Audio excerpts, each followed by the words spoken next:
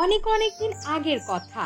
এক রহস্যময় রাজ্য ছিল যার নাম ছিল আভিরানা। এই রাজ্যে বয়ে চলেছে সুরেলা নদী, যা স্রোতে মিশে আছে এক অপূর্ব জাদু। আভিরানার রাজপ্রাসাদটি সাদা পাথরের তৈরি এবং এটি ছিল পৃথিবীর সবচেয়ে উজ্জ্বল প্রাসাদ। প্রাসাদের আঙিনায় ছিল সুগন্ধি ফুলের বাগান, যার মাঝখানে ছিল একটি জাদুকরী ঝর্ণা। বলা হয় যারা সত্যিকারের ভালোবাসায় পূর্ণ, তাদের ইচ্ছাগুলি ঝর্ণার জলকে স্পর্শ করলে বাস্তবায়িত হয়। এ রাজ্যের প্রধান আকর্ষণ ছিল তার রাজার মেয়ে রাজকুমারী সোহিনী। সোহিনী ছিল এক সুন্দরী, মেধাবী এবং সাহসী মেয়ে, যার বয়স ১৯ বছর। রাজ্যের লোকেরা তাকে ভালোবাসতো, আর সে নিজেও তাদের খুব ভালোবাসতো। তবে রাজ্যের চারদিকে ছিল অনেক রহস্য এবং জাদুকরী লেহেঙ্গার গল্প, যা বহু পুরনো এবং রহস্যময়। লোককথায় বলা হয় এই লেহেঙ্গা যে পরে তার মধ্যে আসে অপরিমেয় ক্ষমতা এবং আত্মবিশ্বাস। গুহার রহস্য। একদিন প্রাসাদের ঝর্ণার পাশে বসে সোহিনী মনোযোগ দিয়ে ভাবছিল। তার মায়ের মুখে শোনা সেই লেহেঙ্গার গল্পটি তার কানে বারবার বেজে উঠছিল।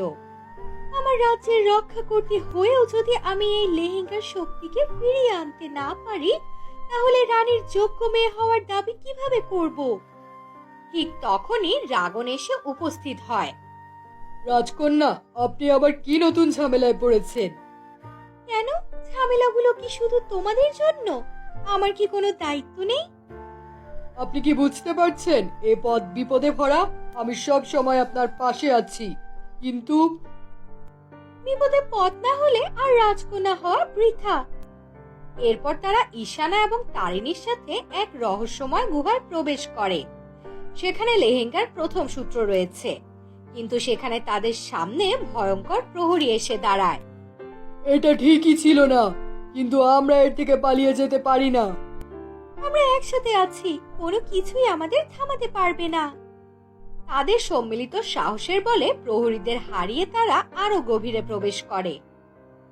ঈশানার জাদু। গুহার আরো গভীরে প্রবেশ করলে তার সামনে একটি জাদুকরী বাধা আসে। সেখানে ঈশানা তার জাদুবিদ্যার সহায়তায় তাদের পথ দেখায়, কিন্তু হঠাৎই বীরন এসে হাজির হয় এবং একটি ভয়ঙ্কর যুদ্ধ শুরু হয়। তোমরা এই লেহেঙ্গাকে পাওয়ার জন্য এসেছো? বোকা, এই লেহেঙ্গা কেবল আমার হতে পারে। তোমার মতো স্বার্থপরের হাতে এই শক্তি কোনোদিন নিরাপদ নয়। তাহলে তোমরা মরার জন্য প্রস্তুত হও। ঈশানা তার শক্তি দিয়ে সোহিনীকে রক্ষা করে এবং বীরনের বিরুদ্ধে লড়াই করে। সোহিনী ও তারিণী একত্র হয়ে বীরনের আক্রমণ প্রতিহত করে। তোমার সাহস সত্যি অদম্য সোহিনী, এভাবেই চলতে থাকো। এই যুদ্ধে তারা সবাই মিলে বীরনকে পরাজিত করে, কিন্তু সে পালিয়ে যায় লেহেঙ্গার সন্ধানে। তারা অবশেষে একটি পুরনো মন্দিরে পৌঁছায়, যেখানে লেহেঙ্গার অস্তিত্বের প্রমাণ মেলে। কিন্তু এ সময় বীরন আরো শক্তিশালী হয়ে তাদের উপর চূড়ান্ত আক্রমণ চালায়। তোমরা ভাবছো আমি এত সহজে হার মানবো? এই লেহেঙ্গা আমার হবে, আর এই রাজ্য আমার অধীনে। আমার বিশ্বাসের কাছে তুমি পরাজিত হবে বীরন। জাদু কখনোই অন্ধকারের সঙ্গে থাকতে পারে না। এখানে সোহিনী ও তারিণীর বন্ধুত্ব এবং সাহসের দৃঢ়তা আরো গভীরভাবে প্রকাশ পায়। লেহেঙ্গাটি পাওয়ার জন্য সোহিনীকে একটি কঠিন পরীক্ষার সম্মুখীন হতে হয়, যা আত্মবিশ্বাস এবং ভালোবাসার পরীক্ষা। আমার মনের জোরই আমার সবচেয়ে বড় শক্তি, জাদুর চেয়েও শক্তিশালী। অভিশাপের সমাপ্তি। লেহেঙ্গাটি যখন সোহিনীর হাতে আসে, তখন একটি ভয়ঙ্কর অভিশাপ জেগে ওঠে, যা রাজ্যের ধ্বংস ডেকে আনে। রাজ্যের সর্বত্র অন্ধকার নেমে আসে। সোহিনী তখন লেহেঙ্গার জাদু এবং নিজের ভালোবাসার শক্তি দিয়ে অভিশাপ মুক্ত করার চেষ্টা করে। আমার প্রজারা যেন সুখে থাকে, আমার রাজ্য যেন সব সময় রক্ষা পায়। এখানে তারিণী তার জীবন উৎসর্গ করে বীরনকে ধ্বংস করে এবং রাজ্যের অভিশাপ মুক্ত হয়। আমার জীবনের লক্ষ্য ছিল তোমার পাশে থেকে তোমার সাহসিকতা বৃদ্ধি করা। আজ আমি শান্তিতে বিদায় নিচ্ছি। সোহিনী তার বন্ধুদের বাঁচাতে পেরে গর্ব অনুভব করে এবং রাজ্যে শান্তি ফিরে আসে। অবশেষে সোহিনী প্রমাণ করে যে প্রকৃত ক্ষমতা মনের ভেতরেই লুকিয়ে থাকে।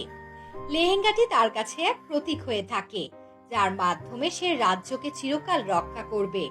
প্রজারা তাকে আরো ভালোবাসতে শুরু করে এবং তার রাজত্ব নতুন এক যুগে প্রবেশ করে। আজ আমি প্রতিজ্ঞা করছি তোমাদের কল্যাণে আমার জীবন উৎসর্গ করব। এই রাজ্য আমাদের সকলের, একসাথে আমরা শক্তিশালী। এইভাবেই শেষ হয় এক অবিশ্বাস্য গল্প, যেখানে বন্ধুত্ব, আত্মত্যাগ এবং সাহসের মিশ্রণে সোহিনী হয়ে ওঠে আসল বীর।